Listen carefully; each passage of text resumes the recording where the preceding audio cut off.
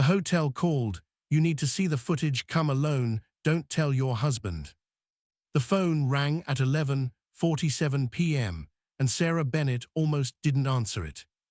Is this Sarah Bennett? The voice on the other end was low, urgent, almost shaking.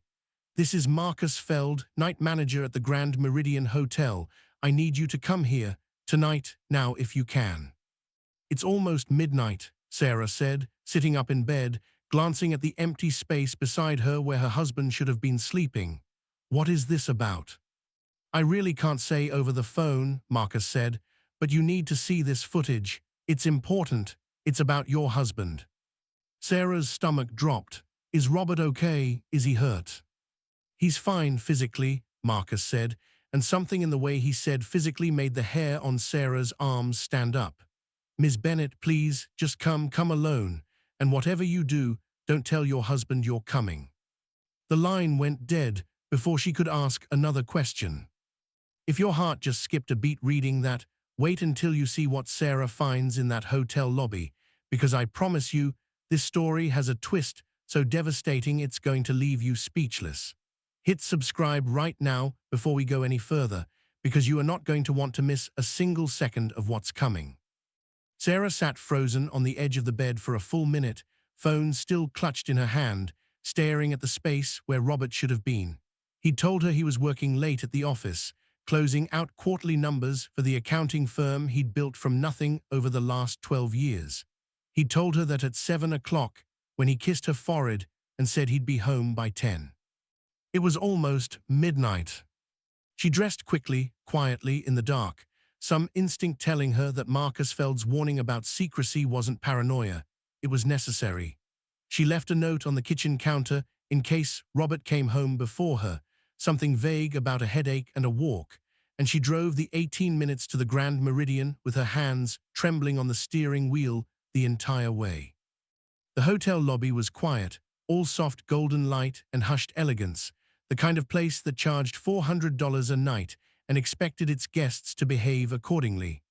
A man in a dark suit was waiting near the front desk, packing, and the moment he saw her walk through the revolving doors, his face relaxed with visible relief. Ms. Bennett, he said, extending a hand. Marcus Feld, thank you for coming. Please follow me. You need to tell me what's going on, Sarah said, not moving. Right now, before I go anywhere with you. Marcus glanced around the lobby, lowered his voice. Your husband checked into a room on the 4th floor tonight at 8:15. He wasn't alone. Sarah felt the floor tilt slightly beneath her feet. That's not possible. He's at the office. I understand this is difficult, Marcus said gently, but there's more to it than a simple affair, Ms. Bennett. That's why I called you instead of just letting this play out. Something happened tonight that I think you need to see with your own eyes, because if I try to explain it, you won't believe me. I barely believe it myself. He led her past the front desk, through a door marked employees only, into a small security office where a bank of monitors glowed against the dim walls. A young security guard sat at the desk, and he stood quickly when Marcus entered, offering Sarah an uncomfortable nod. Show her the footage from camera 6, Marcus said, 4th floor hallway, starting around 8 p.m. The guard tapped a few keys, and the screen flickered to life.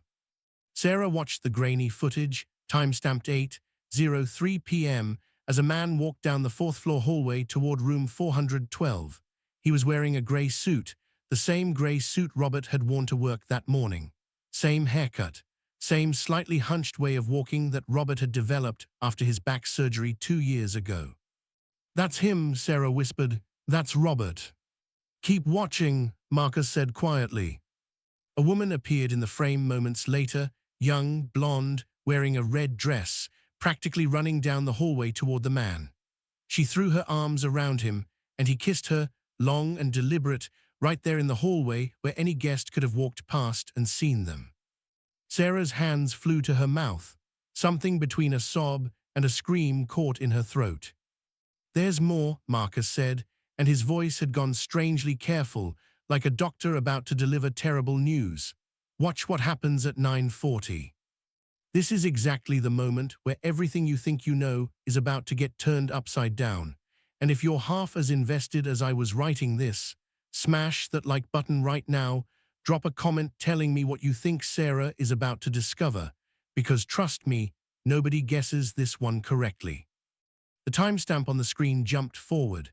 At 9:41 p.m., the door to room 412 opened again. The same man in the grey suit stepped out into the hallway, except this time he moved differently. Faster, more alert. He glanced both directions down the hallway with the sharp, practiced caution of someone checking for surveillance, and for just a moment, before he turned back into the room, the camera caught his face clearly. Sarah leaned forward, staring hard at the screen. It was Robert's face, Robert's exact face, but something about the way he held himself, the confidence in his shoulders, the sharpness in his eyes, it was wrong. It wasn't the tired, anxious energy Robert had carried for the last several months, ever since the firm's biggest client had threatened to pull their account. That's not how Robert walks, Sarah said slowly, almost to herself. That's not how he moves. Marcus and the security guard exchanged a glance. What? Sarah demanded. What is it? Just tell me. Ms. Bennett, Marcus said carefully, does your husband have a twin brother? The question landed like a physical blow. Sarah actually took a step backward, gripping the edge of the desk for balance. Robert is an only child, she said. His parents died when he was 19. He's told me that 100 times. He has no siblings. Are you certain of that? Marcus asked. Because 40 minutes ago, hotel security detained a man attempting to leave through the service entrance without paying his bill.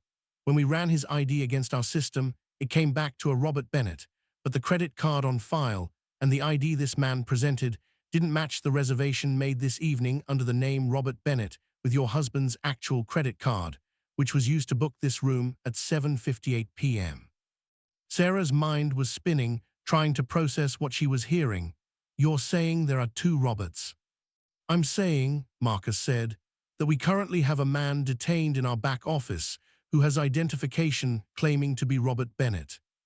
Born the same date as your husband, but with a different middle name and a social security number that doesn't match any record we can find. And on that footage, at 9:41, a second man, wearing an identical grey suit, entered room 412 from the stairwell exit, spent 6 minutes inside, and left. We believe that second man is your actual husband. Sarah stared at the paused image on the screen, at the face that was and wasn't her husband's, and felt something cold and sick settle into her stomach. I need to see him, she said. The man you detained, I need to see his face. If this is giving you chills, wait until you hear what Sarah discovers when she comes face to face with this mystery man, because the truth is far more twisted than anyone in that hotel imagined. Make sure you're subscribed with notifications on, because this story is about to escalate fast, and you don't want to miss a moment. Marcus led her down a narrow hallway to a small windowless room where a man sat handcuffed to a metal chair, flanked by two hotel security guards. When Sarah stepped through the doorway, the man looked up, and Sarah's breath caught in her throat. It was Robert's face. Every detail, the slight scar above his left eyebrow from a childhood bike accident he'd told her about a dozen times, the small mole near his jaw, the exact shape of his eyes. It was Robert, down to the smallest detail she'd memorized over 11 years of marriage. Except his eyes were wrong, cold in a way Robert's had never been. Sarah, the man said, and even his voice was Robert's voice, warm and familiar, and it made her physically recoil. Sarah, thank God, tell them who I am, tell them there's been some kind of mistake. Who are you? Sarah's voice came out barely above a whisper. The man's expression flickered, something calculating passing behind his eyes before he settled back into practiced warmth. Baby, it's me, it's Robert. I don't know what's going on, I don't know why they're doing this, but you have to believe me. Don't call me that, Sarah snapped, something hardening inside her. Robert has never once called me baby in 11 years of marriage. He hates that word. He told me his mother used to call his father that right before she'd start screaming at him. She stepped closer, studying the man's face with new, sharp attention. Who are you? The man's face changed completely, the warmth draining away like water through a cracked glass, replaced by something flat and calculating. He let out a short, humorless laugh. Smart, he said, smarter than he gave you credit for, apparently. Where is Robert? Sarah demanded, her voice rising now, all the fear curdling into fury. Where is my husband? Probably halfway to the airport by now, the man said with a shrug, as much as his handcuffs would allow. That was the plan, anyway. He goes to the office, comes here separately through the stairwell. We swap places for exactly the amount of time needed to establish a very convincing story on camera, and then he leaves through the back while I clean up loose ends and make sure the timeline holds up under scrutiny. What loose ends? Sarah's blood had gone ice cold. What are you talking about? The man tilted his head, studying her with something like pity. You really don't know, do you? He told me you were smart. I guess even smart people can be blind when they love someone. Tell me, Sarah said, and her voice shook now, all pretense of composure gone. Something you need to know right now. This story only gets darker from here, and if you want to see exactly how far one man went to destroy his own wife's life, comment right now with the word twist, because I promise, what's coming next is going to break your heart in ways you don't expect. And please, hit that subscribe button. These stories take real time to put together, and it means everything when you stick around till the end. My name is Curtis, the man said finally, leaning back as far as the handcuffs allowed. I'm what you might call a professional resemblance. There's an entire underground industry, Sarah, of people who look enough like someone else to be useful in exactly the right circumstances. Insurance fraud, alibi construction, disappearing acts. Your husband found me 8 months ago through a very expensive, very discreet broker after his firm started collapsing. Robert's firm isn't collapsing, Sarah said, though even as she said it, doubt crept into her voice. He told me the Hendricks account was just a rough patch. The Hendricks account was the beginning of the end, Curtis said. Your husband's been embezzling from client accounts for almost 3 years, Sarah. Small amounts at first, then larger ones as the debts piled up. Gambling debts mostly, and a rather expensive relationship with a woman named Vanessa Ortiz, who you probably know as your husband's marketing consultant. Sarah's knees nearly buckled. She grabbed the doorframe for support. The woman in the red dress, she whispered. Vanessa, yes, Curtis confirmed. She's been helping him move money for the last year. Offshore accounts, shell companies, the usual playbook. But 6 weeks ago, an internal audit at his firm flagged irregularities. It was only a matter of time before it became a formal investigation. Robert needed a way out, a clean disappearance that would look, on paper and on camera, like something entirely different from what it actually was. Which was what? Sarah's voice cracked. A convenient death, Curtis said simply. Staged tonight, actually in about 4 hours, at a private airstrip 40 miles from here. A small plane, a fabricated mechanical failure, and a body that will be difficult to identify due to fire damage. A body that will not, in fact, be your husband, but rather someone who won't be missed nearly as much. Robert collects a rather generous life insurance payout through you, structured so you'd inherit everything. And then, in approximately 14 months, once the investigation into the embezzlement quietly dies down and the insurance payout clears, you and Robert reunite under new identities somewhere with no extradition treaty and live very comfortably off $11 million that currently doesn't officially exist. Sarah stood in stunned silence, the horror of it sinking in slowly, layer by layer, like watching a building collapse in painfully slow motion. You're telling me, she said finally, that my husband planned to fake his own death, frame himself as a victim of fraud, collect an insurance payout in my name, and then what, expect me to just disappear with him? Leave my entire life behind, my family, everyone who thinks I'm dead too. That was the plan, Curtis said, though given how tonight has gone, I'd say that plan is very much falling apart. If you thought this story couldn't get more insane, buckle up, because we are just getting to the part that changes absolutely everything. Drop a like right now if you're as shocked as I was the first time I heard this, and comment below. Do you think Sarah is really as innocent in all this as she seems? Keep watching, because the answer is coming. Why are you telling me all of this? Sarah asked, studying Curtis carefully, some instinct warning her that a man calm enough to explain an elaborate criminal conspiracy while handcuffed to a chair wasn't doing it out of guilt. You don't seem like someone who cares whether I know the truth.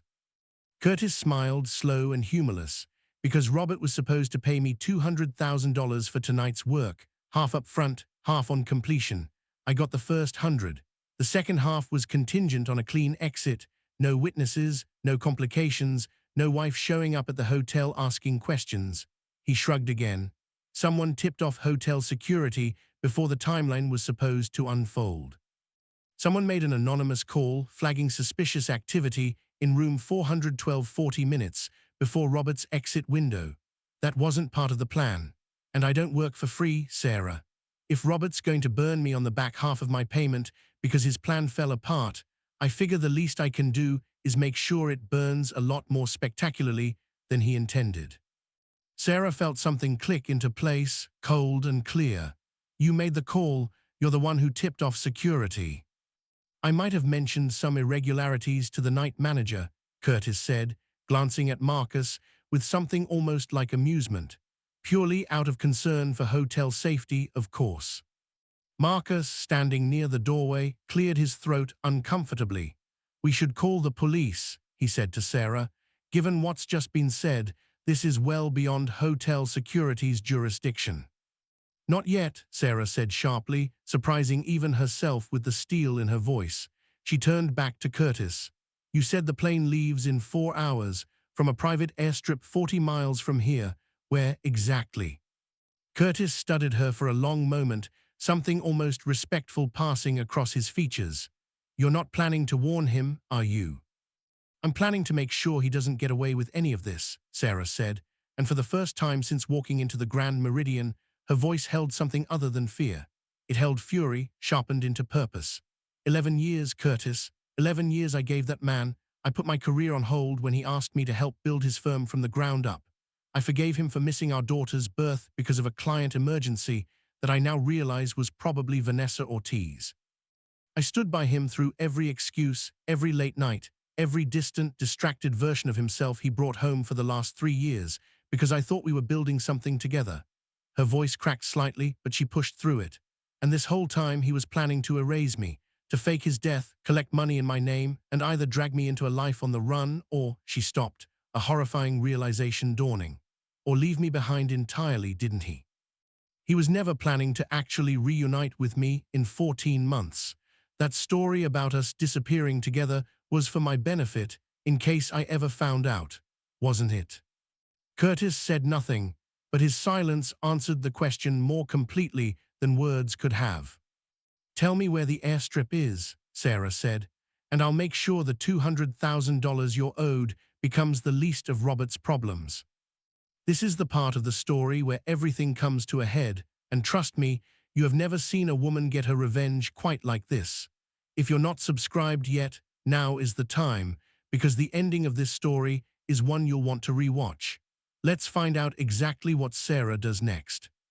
40 minutes later, Sarah sat in the passenger seat of an unmarked police vehicle, having spent the last half hour explaining everything to Detective Renee Okafor, a sharp-eyed woman from the Financial Crimes Division who happened to still be at her desk finishing paperwork when Marcus's call about attempted fraud and possible flight risk came through.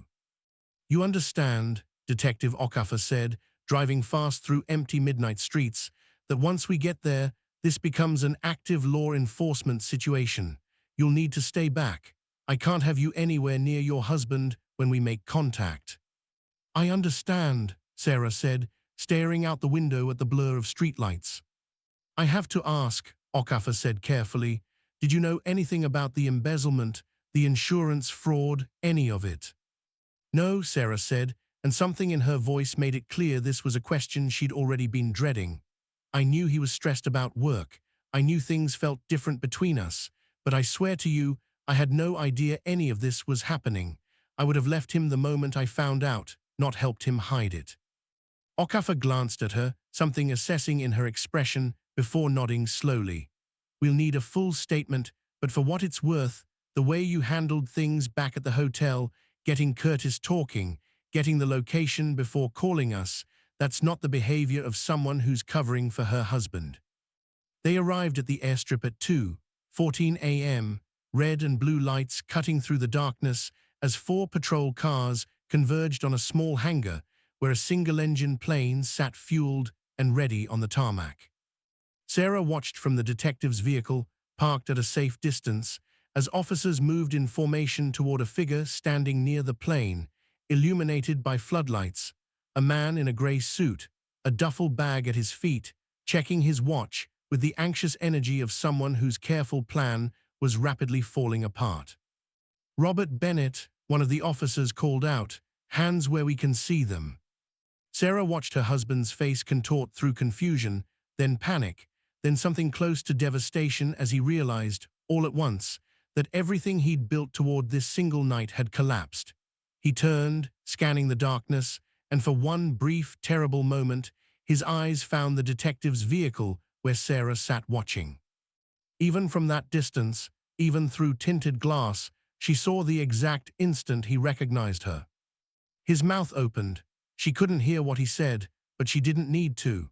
She'd spent 11 years learning to read that face, and even now, even after everything, some old, exhausted part of her still understood him perfectly. "I'm sorry. It wasn't enough. It would never be enough."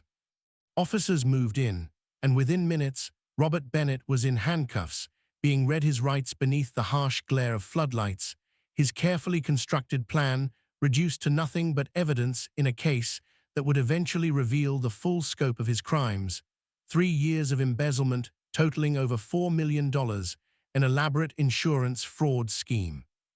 And a plan so calculated it involved staging a death using a stranger's body, all while his wife remained completely unaware, trusted, and utterly expendable in his eyes. If you've made it this far, thank you for sticking with me through every twist of this story. And please, before we get to the ending, take a second to like this video and drop a comment letting me know what you would have done in Sarah's position. These stories mean nothing without an audience who actually engages, so please, subscribe if you haven't already. There's so much more coming. 6 months later, Sarah sat across from Detective Okafor in a small courthouse hallway, waiting for the final sentencing hearing to begin. Robert had taken a plea deal 3 weeks earlier, 12 years for embezzlement and conspiracy to commit insurance fraud, with additional charges still pending related to the identity of the man whose body would have been used in the staged plane crash. A homeless veteran named Douglas Reyes, whose family had no idea how close they'd come to burying a stranger's remains under his name. Vanessa Ortiz had been arrested 2 weeks after Robert, caught trying to withdraw funds from one of the offshore accounts before fleeing the country. She'd cooperated fully in exchange for a reduced sentence, providing testimony that painted an even darker picture of Robert's 3-year deception than Sarah had initially understood.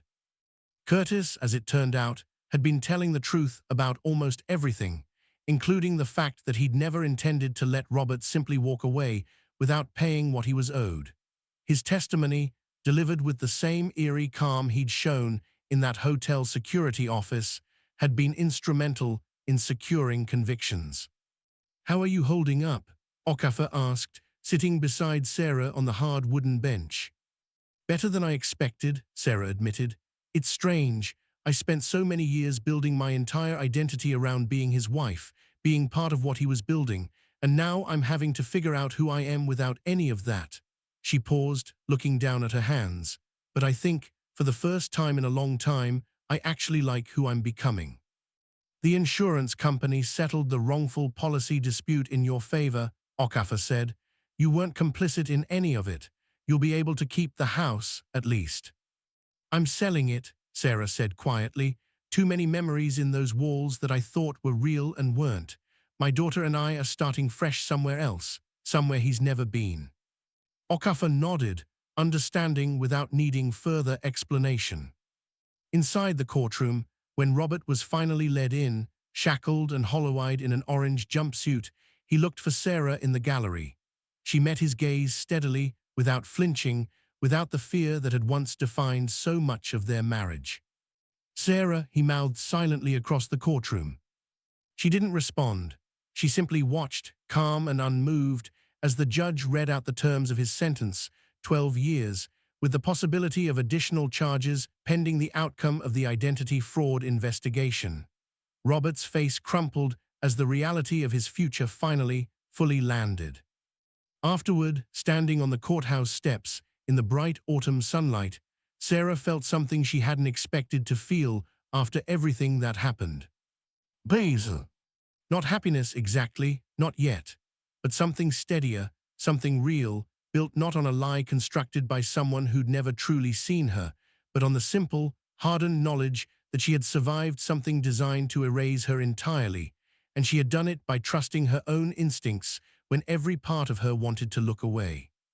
She thought about that phone call at 11:47 p.m., about Marcus Feld's shaking voice telling her to come alone, "Don't tell your husband," and she realized now, months later, that walking into that hotel lobby hadn't been the moment her life fell apart. It had been the moment it finally began to belong to her again. If this story kept you on the edge of your seat, you know exactly what to do. Like this video, drop a comment telling me which twist got you the most, and if you haven't subscribed yet, now's the perfect time, because there are so many more stories just like this one waiting for you. Thank you so much for watching all the way to the end. I'll see you in the next story.